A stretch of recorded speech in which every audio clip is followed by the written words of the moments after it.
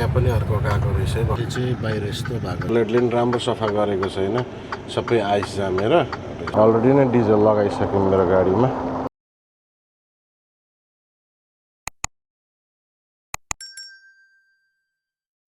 Hello यहाँहरूलाई फेरि पनि हाम्रो अर्को युट्युब ब्लगमा हामी स्वागत गर्न चाहन्छौँ अहिले चाहिँ म टक्कै हाम्रो मेरो गाडी लोड गर्ने ठाउँमा सिपरमा आइपुगेको अनि यहाँनिर चाहिँ अब मैले मेरो गाडीलाई ब्याक गरेर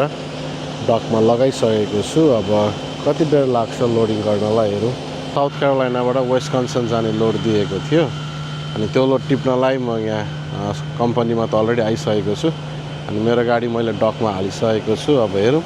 कति समय लाग्छ यहाँनिर लोड गर्नलाई गाडी अब लोडेड भइसक्यो है लगभग 15 मिनटदेखि आधी घन्टामै लोड गरिदिइसक्यो अब ग्रिन लाइट दिइसक्यो अब भित्र गएर पेपरवर्क लिएर आउँछु अनि हेर्छु कति के रहेछ कति लोड छ कति ह्याभी छ अनि अब के कसो गर्नुपर्ने अनि त्यही अनुसारले गरेर अनि यहाँ पेपरवर्कहरू भरेर अनि यहाँबाट फेरि रिसिभरतर्फ हामी अघि बढ्छौँ अब चाहिँ गाडी लोडेड भयो पेपरवर्कहरू सबै भरिसकेर अब चाहिँ कम्पनीबाट बाहिर निस्केको रोडतिर त्यस्तै छ गाडीको दाइ चाहिँ अब अहिले त अलिअलि हरियाली पनि हुँदैछ है बाटोघाटोहरू रमाइलो हुन्छ गाडी घुमाएर लेफ्ट ह्यान्ड मारेर स्ट्रेट जाने यस्तो साँगुरो बाटोतिर चाहिँ कुदाउनु अलिक निकै नै गाह्रो हुन्छ हो अब कतिचोटि ट्रक नआँट्न सक्छ त्यो भएर अर्कोपट्टिको लेन्स थोरै मिच्नुपर्ने हुन्छ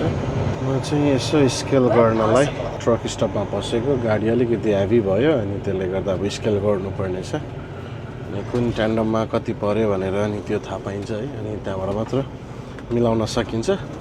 नभए ओभरवेट भयो भने चाहिँ पुलिसले स्केलमा तान्दा टिकट लेखिदिन्छ त्यसले गर्दाखेरि म जाँदैछु उसले अगाडि बढायो है त्यो भएर मैले पनि गाडी लिएर जाँदैछु स्केल गराउनलाई फर्स्ट वे Truck number 2031 मेरो चाहिँ स्केल हुँदैछ है त अहिले चाहिँ Alright, I got you. Come on inside. Thank you मेरो चाहिँ स्केल पनि भइसक्यो अब भित्रपट्टि गएर अब टिकट लिनुपर्ने हुन्छ स्केलको हेरौँ कस्तो वेट भएको छ मेरो गाडीको चाहिँ स्केल पनि भइसक्यो अनि स्केलमा चाहिँ मेरो थोरै हुन त म लिगलै छु 72,000 मात्र छ तर थोरै ड्राइभ टायरमा चाहिँ ज्यादा भएको रहेछ अब चाहिँ हाइवेतिर फ्रिवेमा पसेको इन्ट्रेस्टेडमा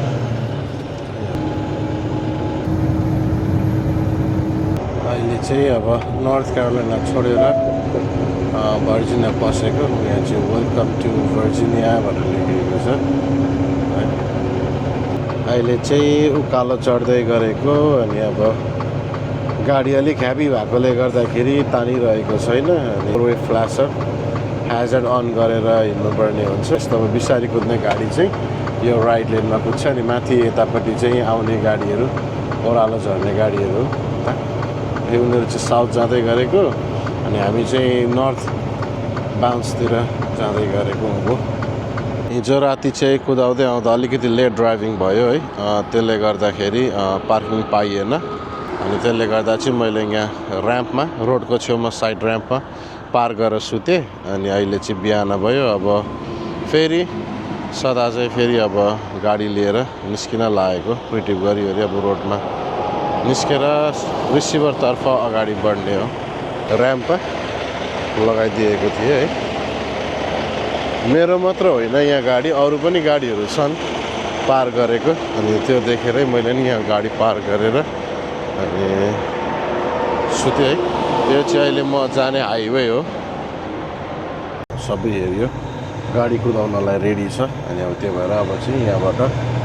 निस्केर अब हाइवेतर्फ फेरि लागेको अब चाहिँ टक्कै हाइवे पनि पस्यो है अब यो खोलाबाट चाहिँ ओहाएर वेस्ट भर्जिनिया छुट्टिन्छ अब चाहिँ हामी ओहायो पसिसक्यो वेलकम टु ओहायो अहिलेको यो समयमा चाहिँ म इलिनोइसमा पसिसक्यो है इन्डियाना छोडेर अहिले चाहिँ इलिनोइस काटेर सिकागो काटेर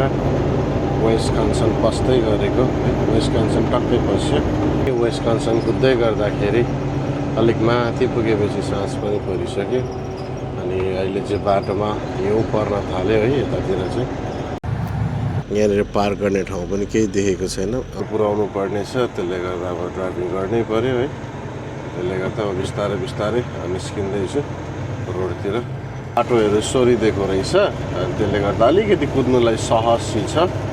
तरै पनि हिउँ चाहिँ एकदमै धेरै परिरहेछ स्टिल परिरहेछ अहिलेको गाडीमा चाहिँ म यहाँ डिजल लाउनलाई रोकेको थिएँ बिहानखेरि अनि बाहिर स्नो यस्तो परिरहेछ है अनि मेरो गाडी चाहिँ यहाँ रहेछ डिजल अनि लगभग मैले 130 ग्यालन डिजल लगाइसकेँ अनि प्रायः त्यस्तै छ बाटोहरू चाहिँ पुरा हिउँ एकदम गाह्रो चिसो हावा चलिरहेछ हिउँ मात्र पर्दा त त्यस्तो गाह्रो हुन्न तर हावाले चाहिँ एकदम गाह्रो बनाउँछ यस्तै छ है त स्नो ड्राइभिङ चाहिँ अरू ट्रकहरू चाहिँ सबै पार गरेर बसिरहेछन् अब म चाहिँ यहाँबाट निस्किन लागेको त्यही डिजलहरू सबै लगाइवरी सबै त्यो लगाइसक्यो अब चाहिँ हाइवेमा निस्केर अगाडि बढ्दैछौँ यस्तो भएको छ है हिउँ परेर मजाको यहाँनिर है हिउँले गर्दा गाडी जाम भएर म बसेको नि लगभग 4 घन्टा भइसक्यो बाटोकै बिचमा बाटो खुलेकै छैन अब चाहिँ त्यहाँ एउटा गाडी अप द हिल स्टक भएको छ भन्दै थियो अघि पुलिस अफिसरले त्यही भएर अब चाहिँ त्यो गाडीलाई टो गर्ने गाडी पनि आयो अब केही मिनटमा खुल्छ जस्तो छ बाटो अनि अर्कोपट्टिको बाटो पनि ब्लक भएको थियो अहिले त उतापट्टिको बाटोमा चाहिँ गाडी कुद्दैछ हाम्रो बाटो चाहिँ अब बिस्तारै खोल्दैछ खुल्यो ट्राफिक त उनीहरूले क्लियर गर्यो त्यो स्टक भएको ट्रकलाई उनीहरूले टो ट्रक बोलाएर टो गरिसक्यो तर हाम्रो अगाडिको गाडीहरू चाहिँ मुभ हुनै सकेको छैन अब उनीहरूको मात्र होइन मेरो पनि अब मुभ हुने हो कि होइन बा हिउँमा स्लिप गर्ने हो के कसो गर्ने हो है त अब यस्तै छ हिउँमा ड्राइभिङ चाहिँ एकचोटि स्टप भएपछि गाडी पिकअप लिनु धेरै गाह्रो पर्छ गाडीहरू चाहिँ निकाल्नु एकदम गाह्रो भइरहेछ गाडी अब चलेकै छैन धेरै बेर रोकेको कारणले गर्दा अब चाहिँ गाडीहरू एकाएक गर्दै अगाडि बढिरहेछ यस्तै छ हिउँमा चाहिँ अब हतार गरेर हुन्न पर्खिनुपर्छ है सबै पालै निस्किने सबै जाने उतै नै हो त्यसले गर्दा हतार गऱ्यो भने चाहिँ अब धेरै गाह्रो हुन्छ बिस्तारै आरामले यहाँबाट निस्किँदैछु यो गाडीले निकाल्नै सकेन त्यो भएकोले गर्दा म अर्कै बाटोपट्टिबाट राइट लाइनपट्टिबाट निस्केँ है निस्किँदैछु अगाडि बढिँदैछ चाहिँ गाडी भाँसेछ है उसको गाडी पल्टेछ बिचमा गएछ अब यस्तै हुन्छ हिउँमा चाहिँ प्रायः जस्तो गाडी कुदाउँदाखेरि जतनले कुदाउनु पर्ने हुन्छ है यहाँ पनि अर्को गएको रहेछ है भर्खरै यस्तै हुन्छ गाडीहरूमा आइपुगेँ अब यहाँनिर हेरौँ यिनीहरूले मलाई अनलोड गर्छ गर्दैन है त कस्तो के छ किनभने म मेरो अपोइन्टमेन्ट टाइमभन्दा धेरै ढिलो आइसकेको छु त्यसले गर्दाखेरि लेट्स मैले चाहिँ मेरो गाडीलाई मैले अलरेडी डकमा हालिसकेको छु अनि उनीहरूले अनलोड गर्दैछ रेड बलिरहेको छ अनि अब केही समयमा उनीहरूले खाली गरिदिन्छ अनि यहाँबाट म अर्को लोड टिप्नुतर्फ अघि बढ्छु तर अब हेरौँ अर्को लोड टिप्न सकिन्छ सकिँदैन फाइनली म चाहिँ मेरो गाडी डेलिभर गर्ने जग्गा वेस्कन्सनमा आइसकेको छु अनि मलाई लागेको थियो आज मेरो गाडी खाली हुँदैन भनेर भोलिसम्म पर्खिनुपर्छ भन्ने लागिरहेको थियो